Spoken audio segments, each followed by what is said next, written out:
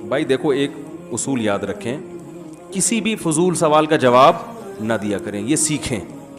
کوئی آپ سے پوچھے آپ تہجد پڑھتے ہو, آپ بولو میں پڑھتا ہوں نہیں پڑھتا ہوں, تمہیں کیا تکلیف ہے.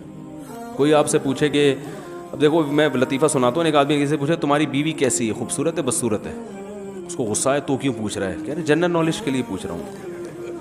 اب آپ بتاؤ, اس نے تو بےہودہ سوال کیا, آپ بولو کہ اس نے چونکہ پوچھا ہے, اگر میں غلط جواب دوں تو جھوٹ ہو جائے گا, صحیح جواب دوں تو میں اپنی بیوی کی باتیں دوسرے کو کیوں بتاؤں, تو یہ وہ بیوقوف ہے یا آپ بیوقوف ہو؟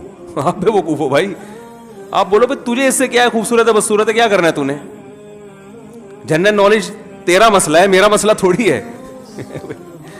تو اسی طرح ہر سوال کا جواب, کوئی پوچھ رہا ہے آپ کی تنخواہ کتنی ہے, کیوں بھائی, اول تو یہ غلط سوال ہے, آپ کو غصہ آنا چاہیے بالکل بجائے کہ کیوں پوچھ رہے ہو, آپ کو میری ذاتی زندگی سے کیا واسطہ ہے. تو ہر سوال کا جواب سسرال والے پوچھ رہے ہیں نا رشتہ دینے سے پہلے, تو آپ بتائیں, اس میں چھپانا جائز نہیں ہے. لوگ اس میں بھی کہہ رہے ہیں آپ چھوڑیں یار تنخواہ کے کیا رکھے, ایسے ٹوپیاں کرا رہے ہوتے ہیں.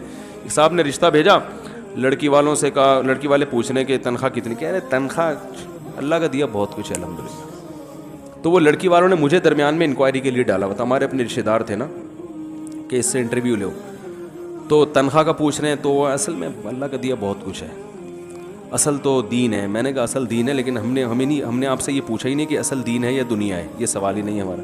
ہم نے پوچھا آپ کی منتھلی ارننگ کتنی ہے. آدھا گھنٹہ ہو گیا, کم بخت جواب نہیں. میں نے کہا بھائی, کہہ رہے یار اسلام میں تو یہ پیسہ ویسا کچھ نہیں ہے. میں نے کہا اسلام میں پیسہ ویسا کچھ ہے یا نہیں ہے, یہ سوال میں نے آپ سے نہیں پوچھا, جو آپ سے پوچھا وہ بتاؤ نا. وہ ایک فقیر گیا نا کسی سے بھیک مانگنے, کہہ رہے اللہ کے نام پہ 100 روپے دے دو. تو اس نے کہا اتنے ہٹے کٹے ہو کے بھیک مانگتے ہو, شرم نہیں آتی؟ تو یہ کہتے ہیں میں نے آپ سے پیسے مانگے ہیں, مشورہ نہیں مانگا. جو چیز مانگی ہے وہ دینی ہے, تو نہیں تو پتلی گلی سے نکل. سمجھ رہے؟ تو ایسے موقع پہ کوئی پوچھے تو بتاؤ بھائی, صاف صاف بتاؤ یہ ہے. پھر وہ پوچھے یہ ارننگ ہو کیسے جاتی ہے, آپ نے کہہ دیا 1 لاکھ روپے. اگلا سوال لڑکی کے ابا اگر عقل مند ہوں گے تو پوچھیں گے کہ یہ 1 لاکھ کہاں سے آتے ہیں. عقل مند ہوں گے, بیوقوف ہوں گے تو کہیں گے اصل میں پیسے میں کچھ نہیں رکھ. بھائی پہلے انکوائری تو پوری کرو, آپ کو بندے کا پتہ چلے. پھر یہ بات کی چیز ہے کہ غربت دیکھنی ہے کہ بندے کا سر سے بال سے پاؤں کے ناخن تک اسٹیٹس تو سامنے آئے نا کہ ہے کیا, یہ قوم کیا ہے, رہتا کہاں ہے, ذاتی گھر ہے, کرائے کا گھر ہے, کیا کھلائے گا کیا پلائے گا. انکوائری پوری کرو, پھر وہ بعد میں ہوتا رہے گا. اس میں جھوٹ نہیں. دیکھو ویزا میں اگر ایمبیسی میں کوئی جھوٹ پکڑا جائے نا تو ویزا نہیں ملتا, پتہ ہے نا آپ کو. بھائی انٹرویو امریکہ جاتے ہوئے یو کے جاتے ہوئے انٹرویو لیتے ہیں, اگر آپ کہیں بھی جھوٹ بول دیا نا آپ نے, ویزا ریجیکٹ.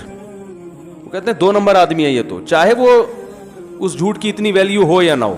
تو رشتہ تو اس سے اہم چیز ہے, اس میں اگر داماد جھوٹ بول رہا ہے ریجیکشن. فورن اسٹیمپ پہ نا وہ اس کے پاسپورٹ پہ آپ لگا دو, ٹھپا لگا دو, کبھی بھی ویزا نہیں ملے گا. ہمارے گھر کا ویزا گلی محلے میں آئے گا, وہ گلی محلے سے باہر نکل جائے گا.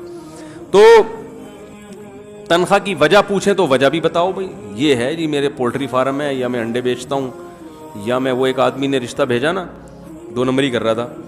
لڑکی والوں نے پوچھا آپ کا بیٹا کرتا کیا, انہوں نے کہا جی لکڑیوں کا بزنس ہے اس کا. انہوں نے کہا لکڑیوں کے تو بہت سارے بزنس ہوتے ہیں, گودرا میں کوئی کارپینٹر ہے یا کیا کرتا ہے, یعنی جنگلوں کی لکڑیاں بیچتا ہے, کیا کرتا ہے. کہتی جی آپ کو ہم نے جب بتا دیا کہ اس کا لکڑیوں کا ذاتی بزنس ہے بس کافی ہے نا, اتنی پنچایت میں آپ کیا CID والے ہیں کیا.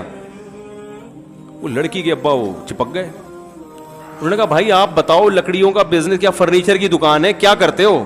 بہت زیادہ اصرار کیا تو پتہ چلا کہ جامع مسجد کے باہر مسواکیں بیچتا ہے. مسواکیں بیچنا کوئی بری چیز نہیں ہے, لیکن جھوٹ بولنا, بھائی سیدھے سے بتاؤ مسواک بیچتا ہوں میں, تو اس میں کیا ہے, ان کو دینا ہوگا دیں گے, نہیں دینا ہوگا نہیں دیں گے. تو سچ بولنے والے لوگ مارکیٹ میں